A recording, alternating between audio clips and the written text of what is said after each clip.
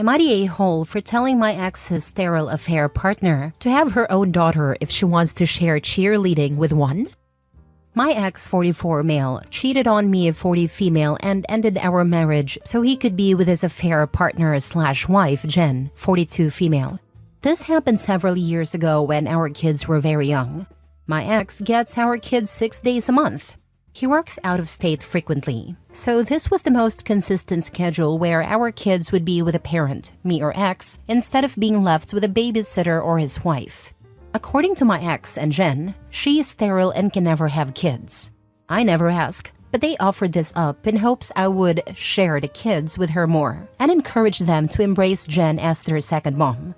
I have not done this, and I have told them we are not friends and they're not to expect favors from me after going behind my back and doing what they did. Jen was someone I knew before learning the truth. She was dating someone in my ex's friend circle and made a point to get to know me. I found out why after. She was expecting us being friends would help me not to hate her afterward. I bring all this up because of what's currently going on. Jen was a big cheerleader in her youth and volunteers with local cheer groups. She wants my daughter, 10, to get involved in cheer. My daughter told me about it the other week because Jen was trying to make her go and my ex was backing Jen on it. She told me she didn't want to and she needed my help. All the kids are aware of the fact stuff like that has to be agreed on by both me and their dad. I reached out and told my ex our daughter will not be put into cheer against her will and that he needs to stop pressuring her to join. He didn't respond back the way he's supposed to, through the app, so I noted his reply on the app and got a lot of cussing back. Jen tried to call me but I didn't answer. She approached me a few days later while we were in the same store and she told me I can't keep punishing her by depriving her of my children. She said she's been in their lives since they were little, and she has every right to bond with them and share stuff with them like that. I told her she does not get to force my kids into stuff like that against their will. I walked away, and she followed me around for a bit and told me how it was her dream to share cheer with a daughter and all the crap that I don't care about. I told her she should have a daughter of her own if she wants to share it, and leave mine alone. She stopped following me after that, and I heard from my ex a few times after, saying I was cruel to say that to her when I know she can't have children. Am I the a-hole? Now for the top comments. Not the a-hole. I love it when people think they can force kids to do stuff. Forget adding the affair into the mix. I don't know everything about the app you mentioned, but you might want to add what happened at the grocery store. Keep documenting the harassment and pressure they putting on you and your kids. They can figure out a different way to play house. Absolutely. Kids should never be pressured like that, especially when they've already said no. Adding the grocery store incident to the app is smart. It's always good to have a clear record of what's happening. They should know that children are not extensions of themselves or tools to fulfill their own unmet needs or desires. Not the a-hole. Not only was your ex a trash husband, he's also a trash father for allowing his affair partner/wife to inflict her motherly desires on your children. It's been a problem in so many ways. It's all documented though, so at least when the kids get to a certain age, if they want to see him less, I'll have documented proof of the problems. You and your children owe this woman nothing. Good on you for protecting them. As a cheer mom for almost a decade, do not allow her to push your daughter into cheer if she's not interested. It's a dangerous sport, and one of those where you either love it or hate it. My daughter was the former and went hard until she graduated. She got injured so much. Oh, and it's wildly expensive. Not the a-hole. I heard from the others the expense is crazy. The risks of injury are worrying too. It makes me glad my daughter has no interest because I'd worry about her being hurt badly. I'm sorry your daughter suffered so many injuries from it. Next story. Am I the a-hole for protecting my sister-in-law who cheated on my brother? 2 years ago, our family was caught in a huge drama. My sister-in-law had a month-long affair with someone from her night courses. At that time, my brother was absolutely destroyed, and he wanted to divorce her. It was hell for almost 3 months, but he ultimately decided to stay married to her and work through it in counseling. I wasn't a fan of that idea, but it's his life. I think he stayed mostly for their kid, but I honestly think it's been terrible for him. Since then, Everything has been miserable. My parents openly hate her now. She has stopped coming to family gatherings because it's outright hostile to her. Their kid still comes around, but my mother often badmouths her in front of him. He's only 3, and it's confusing for him. My brother and I went on a road trip recently to pick up our grandmother and bring her to my parents' house for the holidays. It was 4 hours there and 4 hours back. During the drive, he started talking about the rules they have in their marriage now. Here's what he told me. Sister-in-law has to come straight home after work. She can only go out if he's with her. He inspects her phone every few days and can do surprise checks. She had to cut off all her friends and can only have new ones if he approves them. She has tracking apps on her phone and AirTags on her car, purse, and even in her running shoes. She does all the housework. Meanwhile, he has given himself a free pass to sleep with other people. I couldn't believe what I was hearing. I told him it sounded like he was punishing her, not rebuilding their marriage. He shrugged it off and said she deserved it for what she did. I asked him if he even loved her anymore or if he hated her. Because from what he was describing, it sounded like he stayed married just to make her life miserable. He got defensive and told me I didn't understand what it was like to be cheated on. But I do. I've been cheated on, and it was devastating. I separated, and now I'm happy because I didn't want to live in misery with someone I couldn't trust. I told him he wasn't just making her miserable, he was making himself miserable too. He is poisoning everything for both of them, and their child will be stuck in the middle. I asked him if he would prefer to separate, co-parent, and move on to find someone he could actually trust. I said it would be better than living in this constant resentment. He didn't want to hear it, and said I should mind my business. When we got to my parents' house, I asked to speak with my sister-in-law privately. I wanted to see if she was okay because this sounded awful. She broke down crying and admitted she feels trapped but is staying for their son. She begged me not to tell anyone, so I promised I wouldn't. Later, my brother found out we had talked, and he got furious. He accused me of protecting her and interfering in his marriage. My parents agreed with him and said I should have stayed out of it. They think she deserves everything she's getting for what she did. I feel like this is so toxic for everyone involved. No one deserves to live like this, not even someone who made a bad choice/decision. Their son is growing up in the middle of this disaster. I just don't see how this is good for anyone. Am I in the wrong for saying something? Should I have stayed out of it? Both are idiots. She could also ask for a divorce and move on. This way, all the little son learns is what mistrust, resentment, and hate in a relationship mean. And you are right, he's also punishing himself. He'd rather live in hate than move on and find peace and happiness, and his hate will follow their son's life. We all know that parents are the main cause of all the trauma in adult life. Everyone who goes to therapy figures out that their issues lie mostly in their childhood. And your parents also add to the boy's conflicted view of women. How will the boy respect women when all he sees is that they deserve to be punished? Even when you don't fight in front of the kids, enough studies show that kids can feel the thick air. He is destroying his son by staying in this environment. But yeah, let's live in the illusion that living with a person you hate is better for the child than living in peaceful households. Yeah, she definitely could, but she is also a coward, or else she would not have cheated. However, I do not know how safe my brother is at the moment. It would not surprise me if he had held something over her head, like child custody or something like that. She would not say more but hinted strongly at that. But I don't think I can quite believe either of them. They should just end things. Not the a-hole OP. Sister-in-law needs to move forward with divorce, and brother needs to move on and forgive her for his own mental health and his son. Maybe everyone could prioritize the child who will end up being the final victim of this mess. I don't think he has to forgive her, but he has to let go. He is also only hurting himself.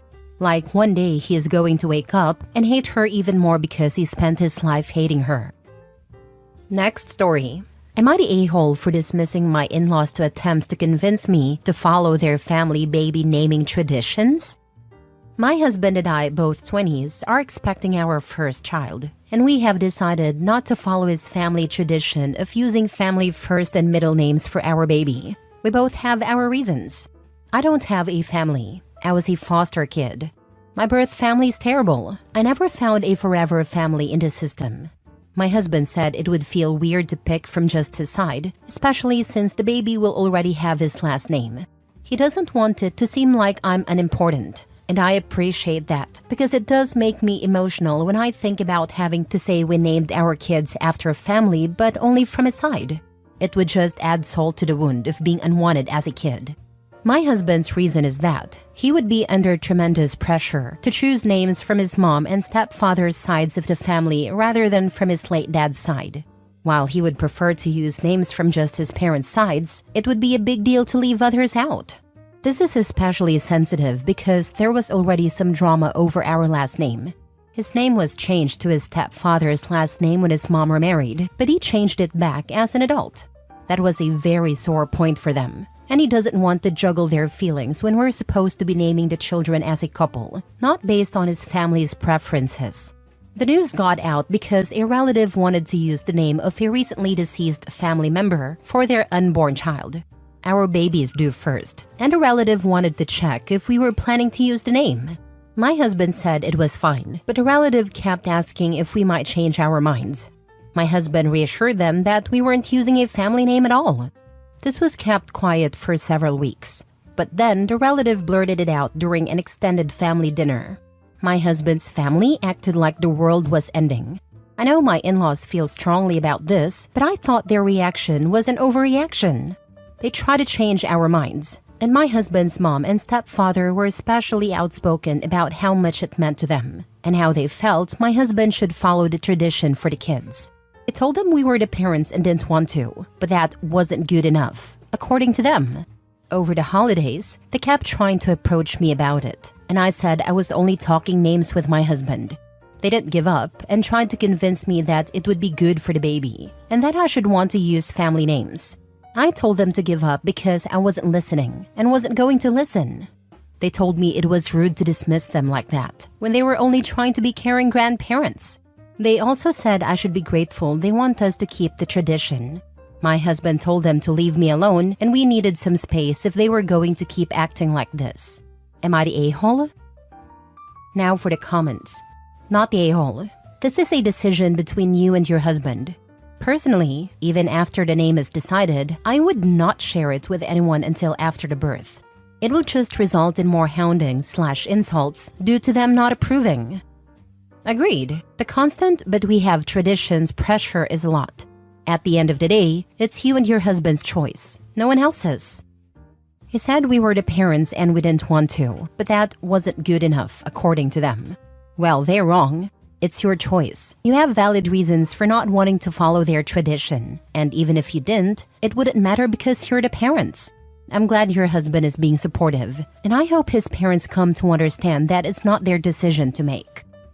Only trying to be caring grandparents? BS. More like only trying to be controlling grandparents, not the a-hole.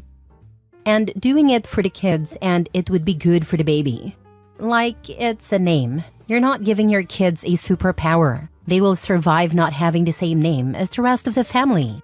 They act like they paid for these names and trying to make sure they got their money's worth. I never thought of it that way, but you're not wrong. It would make more sense if people had to buy names, and you wanted to get the most out of your money. Last story. Am I the a-hole for reminding my stepmother that she chose to not be a grandmother? My father married my stepmother when I was 20. She had 2 young teenagers at a time, whom I have always referred to as my step-siblings. However, because of our ages and the fact that I never lived with them, we were never particularly close, although we get along just fine. When I was 30, I had my first child, and I asked my stepmother what she wanted to be called by my son. She did not want to be any form of grandmother, and instead just wanted to be called by her first name. Let's call her Nancy. My 3 children are now young adults, and have never really had much of a relationship with Nancy, aside from seeing her as Gramps' wife. Everyone gets along fine, but she has never treated them as grandkids. That was her choice.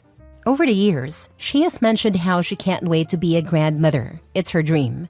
My step-siblings, Nancy's children, are both in committed long-term relationships and have chosen not to have children.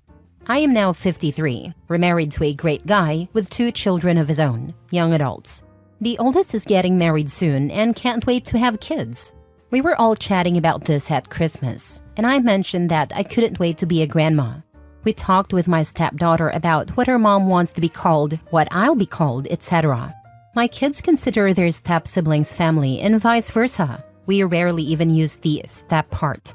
I plan to treat all my grandkids the same, whether they are technically my step-grandchildren or not. Later in the day, I walked into the room where Nancy and my stepdaughter were chatting and overheard Nancy say how devastated she is that she never had any grandchildren and how it was something she had always dreamed of. My stepdaughter said, "I'm confused. Don't you have 3?" Nancy responded and said, "No, they're not mine. They're my husband's."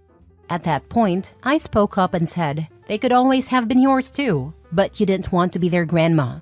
Nancy didn't say much, just, "I know, but it's not the same." I then told my stepdaughter that it was all the same to me, and she hugged me. The next day, my dad called and said that I hurt Nancy's feelings, and that I should have said something way sooner if I wanted the kids to call her a form of grandma. I responded that it wasn't an issue for me, it was her choice. I was just pointing out that she could have had a role and she chose not to. But I also mentioned that it hurt me that she now complains that she never had any grandchildren. Just a difference of opinion, I guess. Am I the a-hole here? Should I have just kept my mouth shut? I hate that I hurt her feelings, but I wanted to be clear to my stepdaughter that I didn't share the same feelings. My dad says that Nancy felt I was rude for calling her out, but I think I was just defending how it played out and how I hope it plays out differently with my family. Am I the a-hole? Not the a-hole. Nancy made her choices and now she regrets them. If it's uncomfortable for her to be reminded of that, it's on her to deal with. As I often say, she booked that trip herself. Your stepdaughter is lucky, and so is your soon-to-be grandchild. When my mother met my father, she had 2 little boys. My grandma just considered them more people to love. This was my mom. I'm the black sheep of the family. She cut me off for getting pregnant too young, 21, saying she was too young to be a grandma, and didn't speak to me for 15 years. Now she's all, "I can't wait for grandbabies." Then my golden child sister decided she's child-free. Suck it, Shirley.